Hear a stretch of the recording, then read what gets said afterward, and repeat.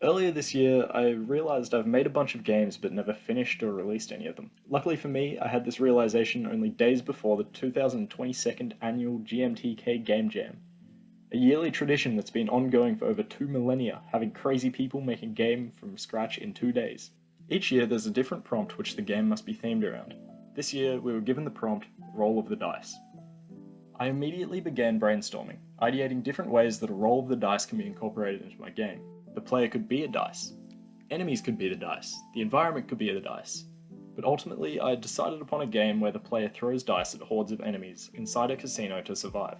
I had an idea where different sides of the dice could cause different elemental damage to the enemies, like lightning or fire. But sorry to spoil the video for you, I ran out of time to make that. So with my idea in mind, I created a new Unity project, created a checklist of things I wanted to do, and got started.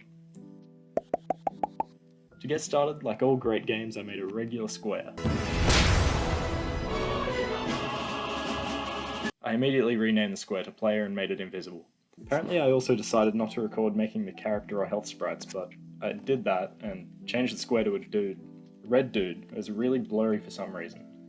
I fixed that by disabling really blurry and got onto coding. I wrote some computer words to make the fella move, but he could only walk up and right, so I fixed that and got onto working on the shooting mechanic. You probably don't want to watch me code, so after that I spent hours and hours drawing the dice projectile that the player shoots. I added to the game twice and gave it a hitbox and started working on the scripts to throw the dice and record them back to the player. Once I got that done, the character control was starting to shape up nicely, except for the random rotation of the dice and its psycho behavior and the way it moves by itself, and that it shoots backwards. In an attempt to fix these bugs, I decided to draw a flaw, and I purposely made it suck just so I can look at it, see it looks bad, and draw it again because it was just so much fun. Despite how absolutely awesome the floor looks now, when I walk around I don't tend to slide across the floor with my arms out. So I drew some walking animations for this devil guy, a better sprite for when he stands, and also some dice throwing animations. The dice were still psycho though. For some reason I couldn't throw to the bottom left of the screen. Drawing a flaw didn't fix the bugs, so I fixed the code and finally implemented a full 360-degree throwing radius, which is quite a selling point. I figured it was time to name my game and make a logo. I was tossing up between the Devil's Dice and the Devil's Dealer, but for legal reasons I went with the former. Because I've never finished a game, I've never needed a title screen, so I turned to Google. They basically said that it should always contain the title and it should always be on your screen. So with my newfound knowledge, I started drawing. I also made some buttons that resembled dice. They were just a little bit different and probably wouldn't land on two of the sides very often. You know what some good games have? Multiple enemies. Now I'm all about trend setting, so I only made one, not because I ran out of time. Once I finished drawing and implementing some walking animations for the casino goers, I got working on some movement and spawning mechanics, because believe it or not, having one invincible enemy that can't move is not fun at all. I didn't really like the enemies having a dance party on top of me when they eventually reached me, so I made the player extremely venomous, and the enemies die as soon as they touch you. But what's the point of the enemies dying? Levels. I made an XP bar above the health bar and made enemies drop a little bubble of experience when they die for the player to collect. But things started breaking. Fast. After fixing that, I added the timer and increased the spawn rate of enemies. It was great. The health bar did nothing, so I could win every time. I added a pause screen and a win screen and went on to make some sound effects, which sounded pretty funky when generating them. But after finding the right ones, I implemented a hit sound effect and a little chime at the start of the game to spice it up a little bit. This is an announcement to all customers. Hell's Casino will be closing for maintenance in 20 minutes. Please don't make a mess this time.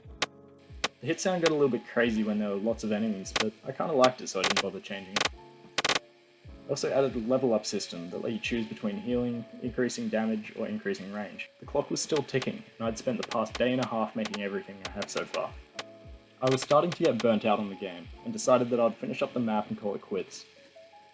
I made a broken craps table, a brokener craps table, a brokenest craps table, and some busted slot machines and other various casino tables and machines. I scattered them around the map and the final product ended up looking like this. This is an announcement to all customers. Hell's Casino will be closing for maintenance. Mind you, there are still a few bugs and the player could walk off the map, and sometime between adding a level up system and now, the character decided they were now immortal.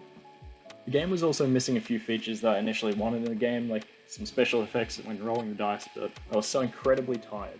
In a sleep-deprived frenzy, I made the itch.io page and submitted the game. Now, everyone who joined this game jam can vote on other people's projects to determine the placement. After a few weeks, the results came in and I placed a whopping 4,430th. But I wasn't too fussed with these results because on signing up to this project I had one goal in mind, and that was to finally finish a game. Just to get something out there and enjoy myself at the same time. It also felt pretty good knowing that only around 4,000 people in the world were better than me at making games. I hope you enjoyed the process. If you did, leave a like, consider subscribing, and I'll see you in the next one.